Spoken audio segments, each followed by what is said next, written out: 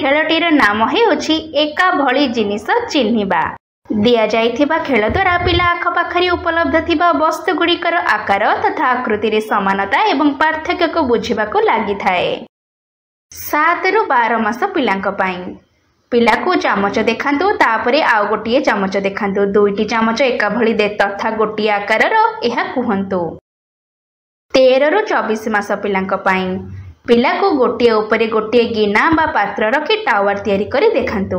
पिला को टावर तैयारी करिबा पई उत्साहित करंतु। 25 रु 36 मास पिलांक पई पिला सामने चामच छोट थाली गिना रखंतु। पिला को कोनोसी गोटिए बासन बा चामच देखाई सही परे देखा जाउथिबा आउ गोटिए बासन देखाइबा पई कहंतु।